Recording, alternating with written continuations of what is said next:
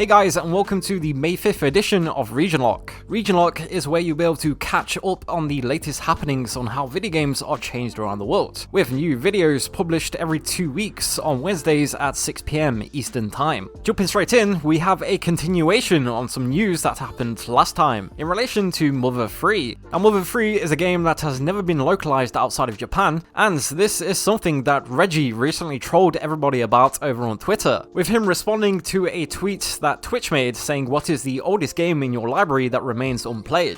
To which he said, Mother 3 English version. Every time I think it's time to play it, I get trolled and decide to put it off. Maybe I will fire it up this weekend. Now, if you're wondering why there seems to be so much talk about Mother recently, this is likely due to the fact that April 20th was Mother 3's 15th anniversary. And so, a few days ago on April 30th, the actor Terry Crews has now decided to step in on the matter. Yep, you may have not realized, but the Hollywood actor Terry Crews is actually a gamer. With, for example, a few years ago, him posting on his Instagram account saying that he has joined the PC Master Race. I have joined the PC Master Race. I'm telling you, I'm going all out. I got the Phantom case. I got the GeForce 1080.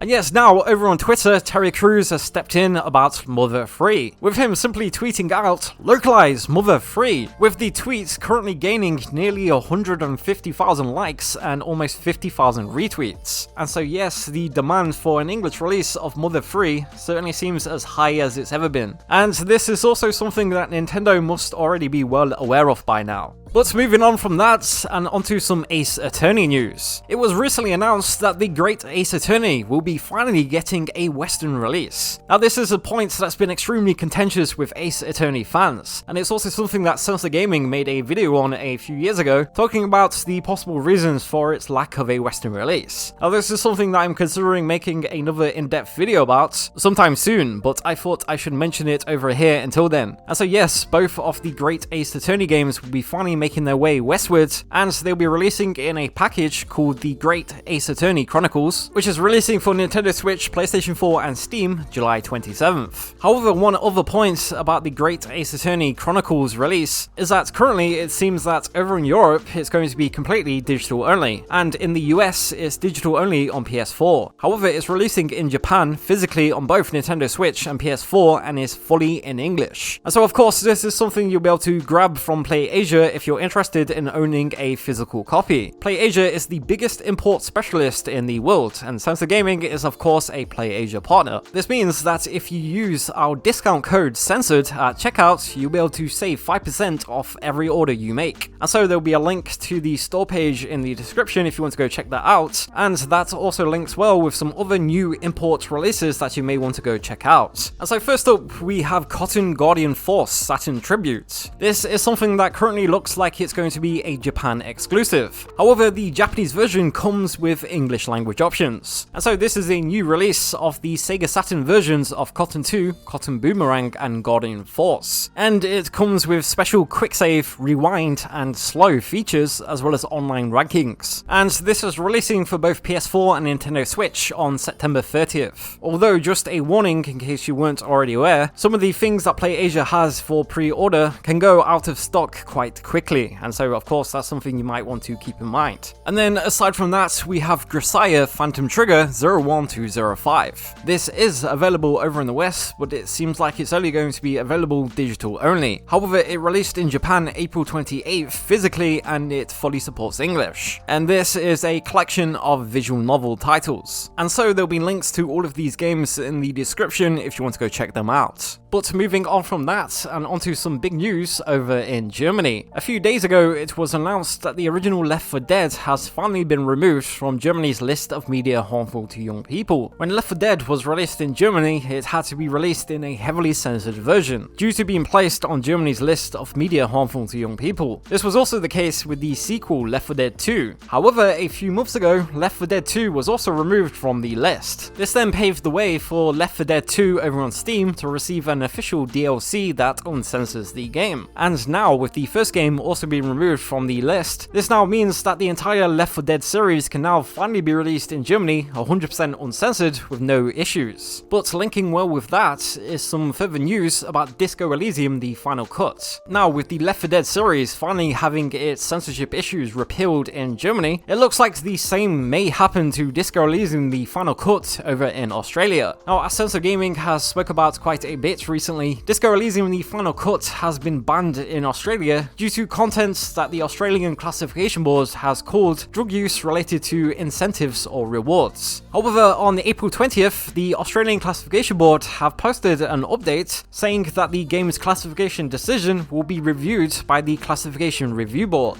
The update says that the Classification Review Board will meet on Tuesday 11th May 2021 to consider the application. Now, the Classification Review Board is an independent merits review body. It makes a fresh classification decision upon receipt of an application for review. And the post says if an individual or organization wishes to apply for standing as an interested party to this review, please write to the convener of the review board. The names of interested parties will be disclosed in the review board's final decision report unless requested otherwise. Now, unfortunately, with the timing that this update was posted and the date of this video, submissions have now closed with the end date for submissions May 4th. This was something that I did share on Twitter, however, and so it's possible that depending on how the review goes, that Disco Elysium the Final Cut may have its refused classification decision revoked, and it may be able to get a uncensored release over in Australia. And this is something that Censored Gaming will of course keep you up to date on.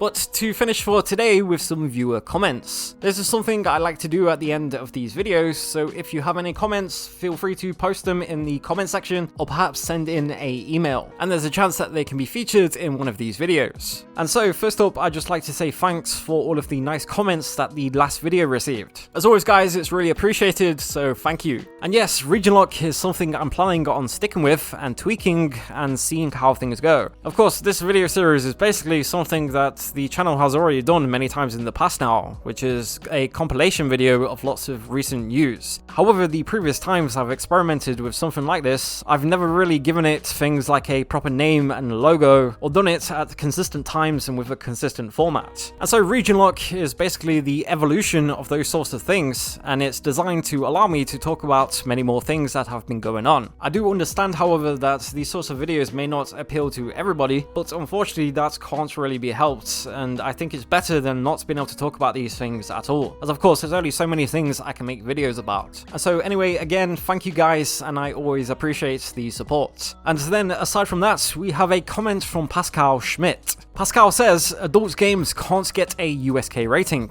The USK declines to rate any adult games. Now this is in relation to the previous video, and it's talking about the problem with adult games over on Steam, and how I mentioned that getting a USK rating is one of the ways that developers of adult games could get around these restrictions. As when it comes to the German law, games with USK ratings wouldn't fall under these classifications, and thus Steam shouldn't have to remove them. And so basically, I think there may have been a bit of confusion here over what I was saying, as Pascal is completely correct that adult games can't get a USK rating. But that is exactly the point, as adult games can't get a USK rating. If they were to receive a USK rating, that would show that they're not actually adult in that sort of sense, which means they should be allowed to be sold on Steam without any issues. And also, there are currently quite a lot of games that have been taken down that would most likely be able to get a USK rating. And so again, this is something that developers of adult titles may want to look into. And so yes, this is just something I thought I should perhaps try to clarify a bit so there's no misunderstandings. And so thank you guys for your comments, and if you have any more, feel free to let me know in the comments below or perhaps send in an email. And until next time guys, thank you for watching.